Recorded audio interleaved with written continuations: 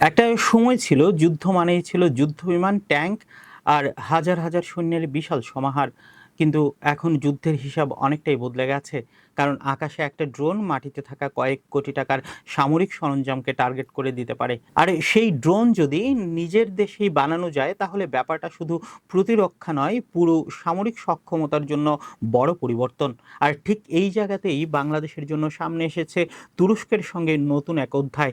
কারণ সর্বশেষ খবর হচ্ছে বাংলাদেশ ও তুরস্ক যৌথ উদ্যোগে বগুড়ার ড্রোন তৈরির একটি কারখানা স্থাপনের পরিকল্পনা করছে। বিষয়টি সরকারের পক্ষ থেকেই জানানো হয়েছে। আর সবচেয়ে ইন্টারেস্টিং ব্যাপার হলো এই কারখানার পাশেই উত্তরাঞ্চলের নতুন বাংলাদেশ বিমান বাহিনীর ঘাঁটি করার পরিকল্পনা রয়েছে। আর বগুড়া বিমানবন্দরকেও আন্তর্জাতিক মানে উন্নত করার কাজ চলছে।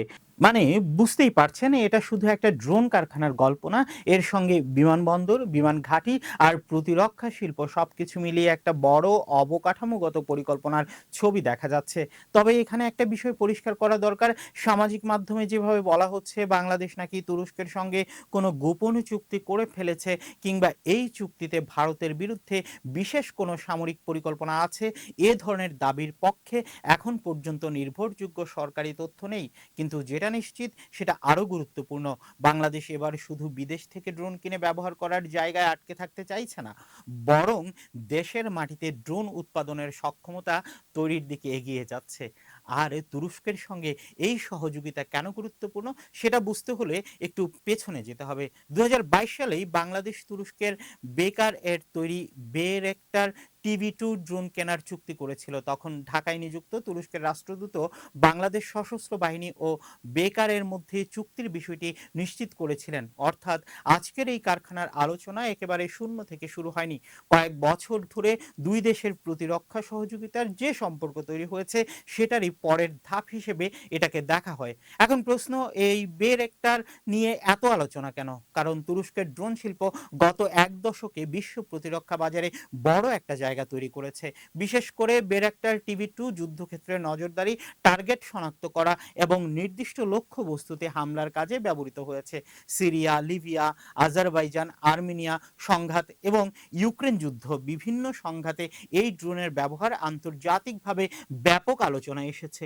আর একটা বিষয় খুব গুরুত্বপূর্ণ, ড্রোন মানে শুধু বোমা ফেলা নয়, আধুনিক যুদ্ধের সবচেয়ে বড় শক্তি হলো তথ্য। কোথায় শত্রু আছে, কোন জায়গায় সামরিক সরঞ্জাম রাখা হয়েছে, কোথা থেকে হামলা আসতে পারে, এই তথ্য দ্রুত পাওয়া যায় এবং সেই তথ্যের ভিত্তিতে সিদ্ধান্ত নেয়াই এখন যুদ্ধের বড় অংশ। এই জায়গায় ড্রোন অনেকটা আকাশে থাকা চোখের মতো কাজ করে। আর এখানেই বাংলাদেশের জন্য স্থানীয় উৎপাদনের বিষয়টি গুরুত্বপূর্ণ হয়ে যায়। কারণ বিদেশ থেকে একটা ড্রোন কিনলে আপনি একটা পণ্য পেলেন, কিন্তু নিজের দেশে যদি সেটার উৎপাদন, রক্ষণাবেক্ষণ, প্রশিক্ষণ এবং ধীরে ধীরে প্রযুক্তিগত সক্ষমতা তৈরি করা যায়, তাহলে আপনি একটা পুরো প্রতিরক্ষা শিল্প গড়ে তোলার পথে হাঁটছেন। আর তুরস্ক এখন এই জায়গায় বেশ শক্তিশালী অবস্থানে আছে।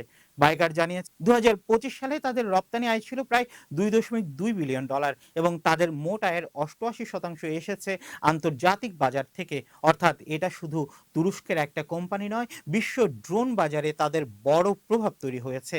তবে এখানেই একটা মজার বিষয় আছে, বাংলাদেশ তুরস্কের এই সম্পর্ককে শুধু ভারতকে ঘিরে দেখলে পুরো ছবিটা ধরা যাবে না। হ্যাঁ, বাংলাদেশের প্রতিরক্ষা সক্ষমতা বাড়লে আঞ্চলিক কৌশলগত ভারসাম্যে তার প্রভাব পড়তেই পারে।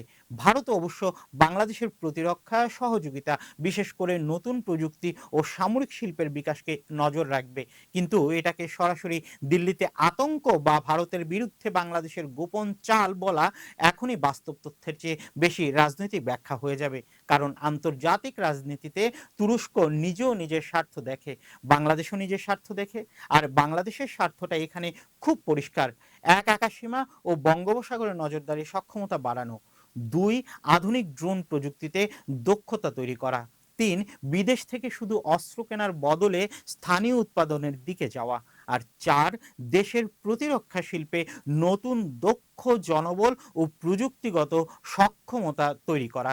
তবে এটাও মনে রাখতে হবে, একটা ড্রোন কারখানা তৈরি হলেই রাতারাতি বাংলাদেশ সামরিক পরাশক্তি হয়ে যাবে এমনটা নয়। কারখানা বানানোর পর দরকার দক্ষ ইঞ্জিনিয়ার, প্রশিক্ষিত অপারেটর, রক্ষণাবেক্ষণ ব্যবস্থা, সফটওয়্যার, সেন্সর, কমিউনিকেশন সিস্টেম এবং সবচেয়ে বড় কথা হলো দীর্ঘমেয়াদী বিনিয়োগ।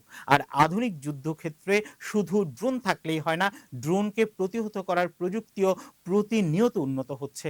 তাই আসল সাফল্য হবে তখনই যখন বাংলাদেশ শুধু একটা বিদেশি ডিজাইন বা প্ল্যাটফর্ম দেশে বানাবে তা নয়, বরং ধীরে ধীরে নিজের গবেষণা, নিজের সফটওয়্যার, নিজের সেন্সর এবং নিজের প্রযুক্তিগত সক্ষমতাও তৈরি করতে পারবে। আর বগুড়ায় প্রস্তাবিত প্রকল্পের গুরুত্ব এখানেই। এটা যদি বাস্তবে সফলভাবে বাস্তবায়িত হয়, তাহলে বাংলাদেশের জন্য সবচেয়ে বড় পরিবর্তনটা হয়তো একটা ড্রোন হাতে পাওয়া নয়, বরং পরিবর্তনটা হবে চিন্তাধারায়। বাংলাদেশ শুধু অস্ত্র কিনবে এই ধারণা থেকে বাংলাদেশ অস্ত্র ও প্রযুক্তি তৈরি করবে এই ধারণার দিকে যাত্রা। তাই এখন সবচেয়ে বড় প্রশ্ন ভারত ভয় পেল কিনা সেটা নয়। সবচেয়ে বড় প্রশ্ন হলো বাংলাদেশ এই সুযোগটা কতটা কাজে লাগাতে পারবে। কারখানা হবে, ড্রোন তৈরি হবে, এটা একটা দিক, কিন্তু সেই ড্রোনের প্রযুক্তি কতটা বাংলাদেশের হবে, দেশের কতজন প্রকৌশলী এই প্রযুক্তি শিখবে, কতটা যন্ত্রাংশ দেশে তৈরি হবে, আর সবচেয়ে গুরুত্বপূর্ণ আগামী 10 বছরে বাংলাদেশ কি শুধু তুরস্কের প্রযুক্তি ব্যবহারকারী থাকবে, নাকি নিজের প্রযুক্তিও তৈরি করতে পারবে। কারণ শেষ পর্যন্ত শক্তিশালী দেশ শুধু বেশি অস্ত্র কেনে না, শক্তিশালী দেশ সেই দেশ যে প্রয়োজনের সময় নিজের প্রযুক্তি নিজেই তৈরি করতে পারে।